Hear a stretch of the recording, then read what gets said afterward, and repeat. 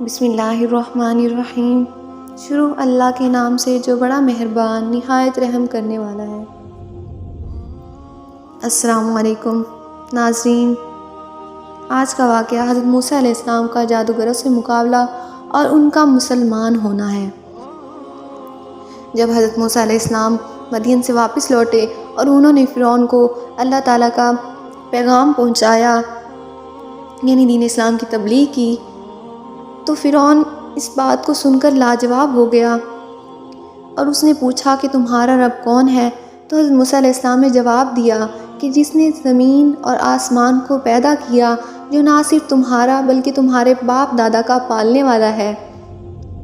تو فرعون غصے میں آ گیا اور فرعون نے درباریوں سے کہا کہ یہ تو کوئی دیوانہ ہے جو بہکی بہکی باتیں کر رہا ہے۔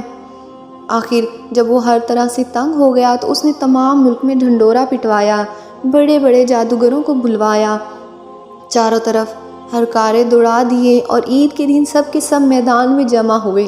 اب ایک فرعون تھا، اس کی درباری شاہی فوجیں اور اس کی قوم، اور دوسری طرف غریب اور بے کس حضرت موسیٰ علیہ السلام اور حضرت ہارون علیہ السلام تھے۔ اللہ کے سوا اور مدد دینے والا ان کو کوئی نہ تھا۔ جادوگروں نے نظر بندی کر کے اپنی رسیاں اور لاٹھیاں ڈال دیں اور دیکھنے والوں کو ایسا معلوم ہوا کہ وہ سب دوڑ رہی ہیں۔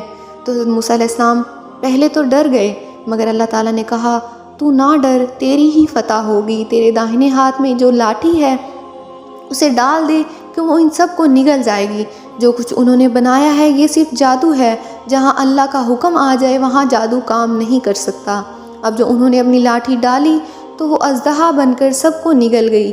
جادوگروں نے جو دیکھا تو وہ رب کے سامنے سجدے میں گر پڑے اور کہا کہ ہم موسیٰ علیہ السلام اور ہارون علیہ السلام کے رب پر ایمان لے آئے۔ فرعون نے غصے میں آ کر کہا تم نے اس کو مان لیا ہے؟ ابھی میں نے حکم نہیں دیا تھا، وہی تمہارا بڑا ہے جس نے تم کو جادو سکھایا۔ تم سب نے مل کر یہ شرارت کی ہے کہ تم سب کے ہاتھ اور پاؤں کاٹ ڈالوں گا اور پھر سب کو سولی پر چڑھا دوں گا۔ مگر ان جادوگروں پر دھمکی کا کچھ اثر نہ ہوا۔ انہوں نے کہا ہمیں کچھ پرواہ نہیں، ہمیں اپنے رب کے پاس واپس جانا ہے اور تو بس اسی زندگی تک چل سکتا ہے، جو کچھ تجھے کرنا ہے کر لے۔ اور جادوگروں نے کہا اے ہمارے پالنے والے، ہم تجھ پر ایمان لے آئے ہیں، جب ہم پر مصیبتیں آئیں تو ہمیں صبر دینا اور دنیا سے مسلمان ہی اٹھانا۔ فرعون نے ان جادوگروں کو جو مسلمان ہو گئے تھے سولی پر چڑھا دیا اور ان کے ہاتھ پیر کٹوا دیے۔ اتنی تکلیفوں کے ہوتے ہوئے بھی وہ ایمان پر قائم رہے۔ اس واقعے کے بعد بھی فرعون کی قوم اللہ تعالیٰ پر ایمان نہیں لائی اور اپنے غرور پر ہی رہی۔ اللہ تعالیٰ بڑا مہربان ہے، وہ بار بار اپنے بندوں کو سیدھی راہ دکھاتا ہے۔ اس کے بعد اللہ پاک فرعون اور اس کی قوم کو ڈرانے کے لیے طرح طرح کے عذاب بھیجتا رہا۔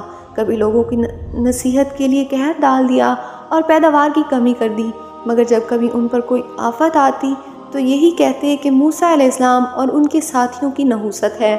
پھر اور زیادہ سمجھانے کے لیے ان پر وبا، ٹڈیاں، جوئیں، مینڈک اور خون کی نشانیاں بھیجیں، مگر جب کبھی ان پر کوئی عذاب آتا تو حضرت موسیٰ علیہ السلام سے کہتے کہ آپ ہمارے لیے دعا کریں، اگر عذاب ٹل گیا تو ہم ضرور مسلمان ہو جائیں گے۔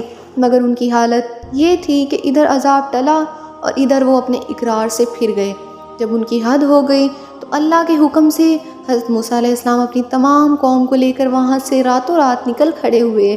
فرعون نے بھی شرارت اور ظلم سے ان کا پیچھا کیا اور صبح ہوتے ہی ان کو سمندر کے قریب جا لیا۔ حضرت موسیٰ علیہ السلام کے ساتھی چلائے کہ ہم پکڑے گئے۔ حضرت موسیٰ علیہ السلام نے فرمایا ہرگز نہیں، میرے ساتھ میرا رب ہے، وہ مجھے راستہ بتا دے گا۔ غرض اللہ تعالیٰ نے بنی اسرائیل کو صحیح سالم سمندر کے پار اتار دیا، مگر جب فرعون اور اس کے لشکروں نے ظلم اور شرارت کے لیے ان کا پیچھا کیا تو دیکھتے ہی دیکھتے سب دریا میں غرق ہو گئے۔ اور یوں اللہ نے ان کو باغوں، چشموں اور عالی شان محلوں سے نکالا، اور پھر ان ظالموں پر نہ آسمان رویا اور نہ زمین، اور بنی اسرائیل کو ان چیزوں کا مالک بنا دیا اس لیے کہ وہ صبر کرتے تھے۔ اگر ہماری آج کی ویڈیو اچھی لگی ہو تو اسے لائک کریں اور مزید ایسی ویڈیوز دیکھنے کے لیے ہمارے چینل کو سبسکرائب کریں۔ شکریہ۔